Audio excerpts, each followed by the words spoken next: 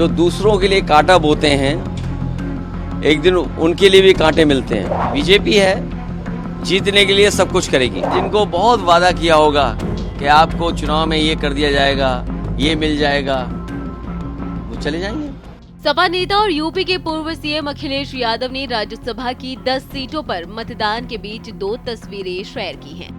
उन्होंने एक पोस्ट भी लिखा है जिसके बारे में माना जा रहा है कि ये सपा का दामन छोड़ने वाले विधायकों के खिलाफ है। सपा प्रमुख ने सोशल मीडिया अकाउंट एक्स पर तस्वीरें शेयर की और पोस्ट लिखा। उन्होंने लिखा, हमारी राज्यसभा की 3री सीट दरअसल सच्चे साथियों की पहचान करने की परीक्षा थी और ये जानने की कि कौन कौन दिल से पीडीए के साथ और कौन अंतरात्मा से पिछड़े, दलित और अल्पसंख्यकों के खिलाफ अब सब कुछ साफ है। यही 3री सीट की जीत है।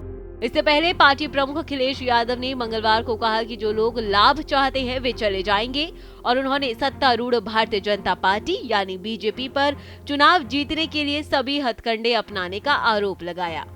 मतदान के लिए विधानसभा पहुंचे यादव से जब उनके द्वारा बुलाई गई बैठक में पार्टी विधायकों की अनुपस्थिति के बारे में पत्रकारों ने पूछा तो उन्होंने कहा, सत्ता का लाभ पाने वाले चले जाएंगे, जिनसे वादा किया होगा वो जाएंगे। उन्होंने बीजेपी पर निशाना साधते हुए कहा, जो लोग किसी की राह में कीले बिछाते हैं या दूसरों के लिए गड्ढा खोदते हैं वे खुद गिर जाते हैं। उन्होंने कहा, आप देख चुके हैं कि चंडीगढ़ में सीसीटीवी कैमरों के सामने क्या हुआ। मैं उच्चतम न्यायालय को धन्यवाद देता हूं, जिसने संविधान को बचाया। बीजेपी चुनाव जीतने के लिए सभी हथकंडे अपना सकती है। उसने किसी लाभ के लिए आश्वासन कुछ विधायकों को दिया होगा। उन्होंने आरोप लगाया, बीजेपी जीतने के लिए कुछ भी करेगी। राज्यसभा चुनाव के लिए मतदान से एक दिन पहले सोमवार को पार्टी प्रमुख अखिलेश यादव द्वारा बुलाई गई बैठक में सपा के 8 विधायक शामिल नहीं हुए थे।